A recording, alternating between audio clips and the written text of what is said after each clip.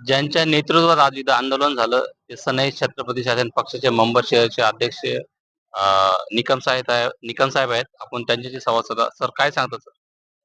आज आम्ही सनाई छत्रपती पक्षाच्या माध्यमातून कामगारांच्या विविध मागणीसाठी आंदोलन केलं आझाद मैदानावर. आम्ही गेली 2.5 महिने कामगारांच्या मागणीसाठी प्रयत्न करतोय. परंतु हे सरकार एवढं निर्लज्जपणे म्हणावं लागेल, की आता पूर्ण दुर्लक्ष करतं कामगारांच्याकडे. मला हे सरकार दाखवून द्यायचं आहे, की त्यांच्या जीवावर तुम्ही निवडून आला, ते पहिला महत्वाचं म्हणजे कामगाराचे आहेत. आणि महाराष्ट्राची उभारणी कामगारांच्या कामावरच झाली आहे. म्हणजे तुम्ही महाराष्ट्रातील कामगारांना का तुम्ही वाईट टाकता? म्हणजे का दुर्लक्ष करताय? हा प्रश्न विचार. कारण आताच काही आमची समिती जाऊन कामगार मंत्र्यांना भेटून आले. परंतु त्यांना पूर्ण त्याचं दुर्लक्ष केलंय. याचा अर्थ काय काय तुम्ही फक्त दलाल लोक तुम्ही फक्त स्वतःची घरं भरण्यासाठी निवडून आला का? 288 आमदारांना मी एकच प्रश्न विचारतो.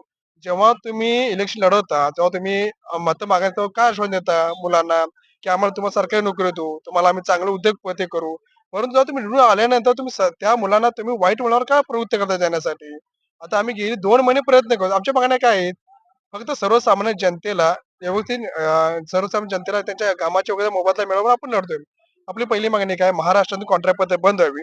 त्याच ठिकाणी त्याच कामगारांना कायमस्वरूपी नोकरी द्यावी. कारण कसं कॉन्ट्रॅक्ट पद्धती गेली 2 महिने 2 ते 3 वर्ष चालते. त्याच्यानंतर पुन्हा एकदा कॉन्ट्रॅक्ट गेल्यानंतर तो कामगार बेरोजगार होतो. त्याला दुसरी नोकरी मिळत नाही आणि एवढा पगार कमी दिला जातो त्यामुळे आता घर चालवणं मुश्किल झालं.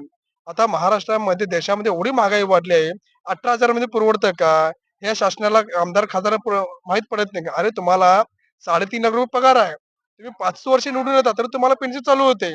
आणि आता 32 वर्ष 35 वर्ष सेवा करतात, देशाची सेवा करतात. त्यांचे तुम्ही पेन्शन बंद केले. तुम्हाला कितपत योग्य वाटतं? अ, त्याच्यानंतर अंगणवाडी सेविका ही सरकारची योजना घरोघरी पोहोचवण्याचं काम करतात. त्यांचा पहिला अधिकार आहे त्यांना सरकारीमध्ये विलीन करून घ्यावं. त्यांना सरकार द्यावं त्याची पहिली मागणी आहे.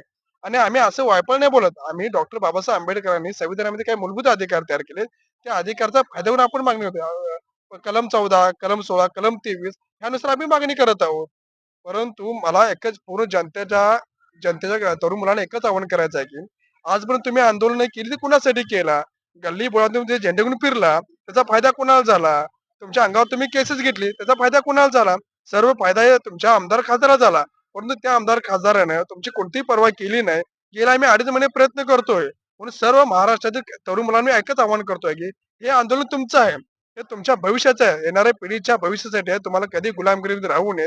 तुमच्या कामाचा योग्य ते मोबदला मिळावा म्हणून सनई छत्रपती शासन पक्षाचे कार्यकर्त्यांनी हा आंदोलन स्वीकारले तर सर्व महाराष्ट्रातील तरुण मुलांनी यात सहभाग होऊन व्यासीच आहे. हे आंदोलन जोपर्यंत आम्हाला न्याय मिळत नाही तोपर्यंत आंदोलन कंटिन्यू ठेवणार आहे. पक्षाचा जय हो.